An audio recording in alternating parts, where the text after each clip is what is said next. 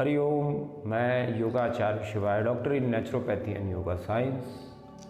आजकल बहुत जल्दी, या आप ये चीज़ बोले कि बिना तपस्या के या बिना तप के, बिना त्याग के लोग किसी सिद्धियों को पाने की कामना रखते हैं। और कामना रखनी भी चाहिए, ठीक है, कुछ नहीं होता।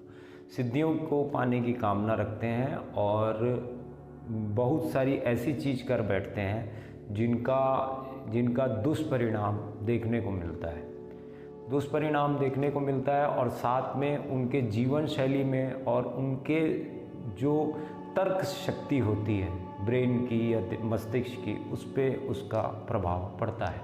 मैं आज बात करूंगा तंत्र के बारे में। तंत्र के बारे में मैं अपने इस चैनल पे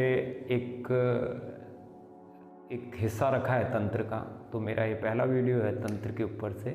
मैं जितनी भी बातें आपको तंत्र के ऊपर से बताऊंगा, ये मेरे गुरुओं का आशीर्वाद है और मैं अपने एक्सपीरियंस से बताऊंगा। देखिए, तो शुरू करते हैं। तंत्र सिस्टम को कहते हैं। एक सिस्टम है, एक तंत्र एक सिस्टम है। तो सिस्टम के अंदर में दो चीज़ें काम करती हैं। एक तो करती है फोर्स, जिसको हम एनर्जी बोलते हैं, और एक करती है इंडिकेशन, जिसको हम डायरेक्शन बोलते हैं, जो निर्धारित करता है। हर एक वस्तु इस ब्रह्मांड के अंदर में या इस पृथ्वी के अंदर पे या जो जहाँ हम रह रहे हैं, जिस खुले आकाश में, धरती लोक में, पाताल लोक में, हर एक वस्तु के अंदर में उसके खुद के प्राण हैं, और अपनी खुद की ऊर्जा है उसके पास में। और मनुष्य जब जीवित रहता है या जीवंत रहता है, जब आदमी जीवंत है, तो उसके पास दोनों चीज़ें, उसके पास शक्ति भी है, उसके पास में शिव भी है, मतलब उसके पास चेतना भी है और शक्ति भी है। तो आप अपनी शक्ति को रूपांतरित कैसे करें? जैसे आप आगे बढ़ते हैं, आप आगे चलते हैं, आप पैदल चलते हैं, जैसे आपको एक कदम बढ़ाना है तो आपके ब्रेन इंडिकेशन देता है और शक्ति से ऊर्जा लेके आपका पैर आगे बढ़ता है। तो एकदम सिंपल रूप से देखना है आप उसको। तो आप अगर किसी भी तंत्र के किसी भी सिस्टम को अगर देखते हो या तांत्रिक गतिविधियों को देखते हो, तो वहाँ पर सिर्फ यही चीज़ काम करती है कि आपको मृत चीज़ों की, मृत लोक की जितनी भी बातें हैं या उसका जो सिस्टम है उसके बारे में आपको कितनी जानकारी है, या आप जीवंत में हो तो जीवंत में आपको कितनी जानकारी है, और उस एनर्जी से कैसे आप इंडिकेट कर सकते हो, कैसे आप जुड़ सकते हो। मैंने अगर आपको बोला कि आप आंखें बंद करो और उस एनर्जी को फील करो, तो या तो आपके पास में एक अच्छा गुरु होना चाहिए जो आपको अपने एक्सपीरियंस से कुछ समझाए, या तो आपकी तपस्या या आपकी लगन इतनी गहन होनी चाहिए कि आप उसके तरफ चले जाइए। लेकिन आप लगन या तपस्या भी गहन करके अगर उस रास्ते पे जाते हैं तो आप गिरेंगे, ये मेरा एक्सपीरियंस है।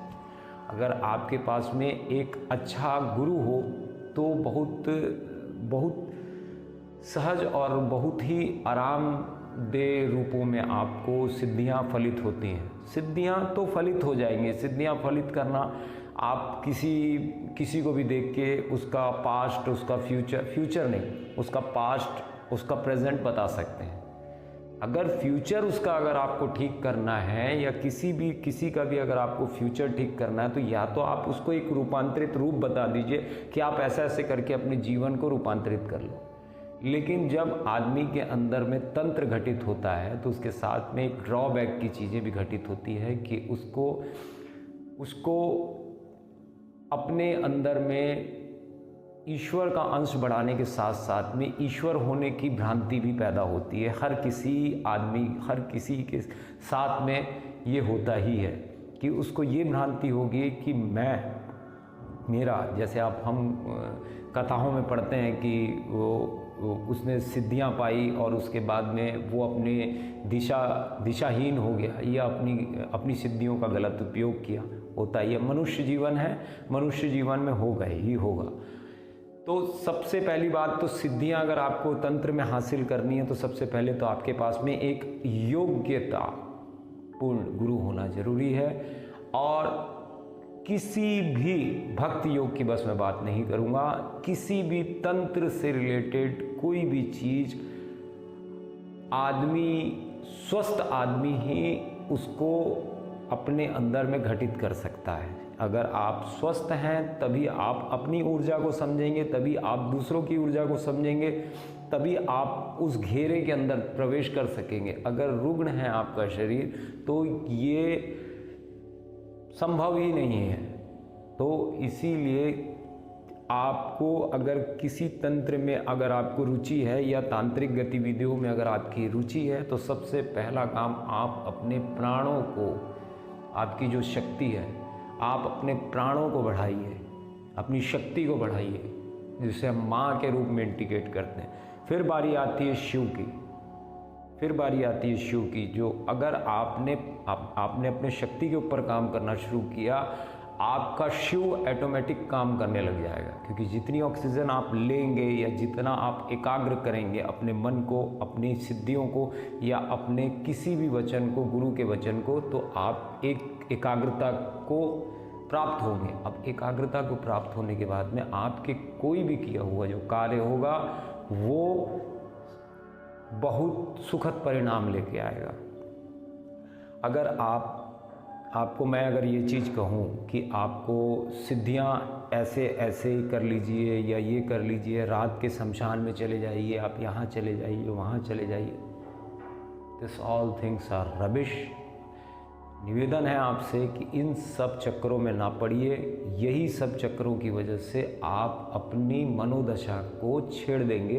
उस एनर्जी को छेड़ देता है व्यक्ति जिस एनर्जी के बारे में उसको खुद को नहीं मालूम। जैसे मेरे पास में, मैं अपना खुद का एक एग्जांपल देता हूँ, मेरे पास में कई बच्चे आते हैं और इवन कि मेरे पास में ऐसे योग्य पुरुष आए हैं कि जिनको ये चीज़ देखा गया, उनके हाथ में लाल धब्बे, उनका चेहरा काला हो गया, या उनको रातों को नींद नहीं आती, रात आँख के घेरे हो गए। किसी चीज़ को अगर आप उसके बारे में जानते हैं तब आप उसको छेड़ेंगे। जैसे आपको जैसे मिर्च के बारे में पता है तो आप मिर्च को खाएंगे।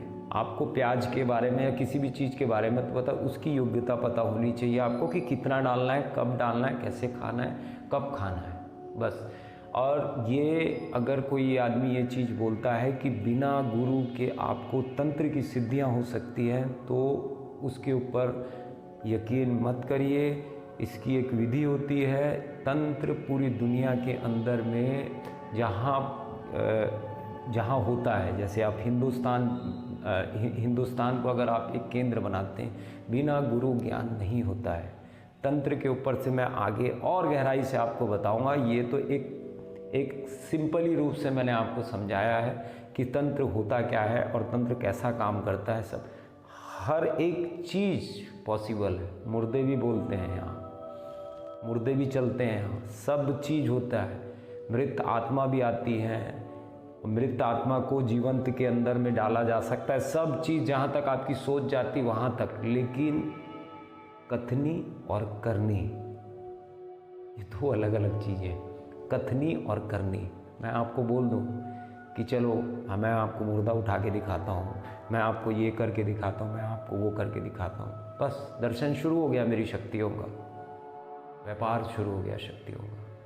तो जब व्यापार करेगा तो दूसरी चीज़ें भी आएगी ना। हर टाइप के ग्राहक आते हैं अगर आप तो व्यापार करने बैठे हैं तो हर टाइप के ग्राहक आएंगे, वो अपनी एनर्जी लेके आएंगे। भेद को तोड़ना मतलब नेगेटिव और पॉजिटिव का भेद तोड़ना, ये भी तंत्र में होता है। भेद मतलब फिर वो किसी के अंदर भेद नहीं रखता, ना वो शैतान पे भेद रखता है, ना वो देव पुरुष में भेद रखता है। सब सामान्य है। ये मैं अपने अगली वीडियो में बताऊंगा। मैं योगाचार्य शिवाय, doctor in naturopathy and yoga science. Hariom.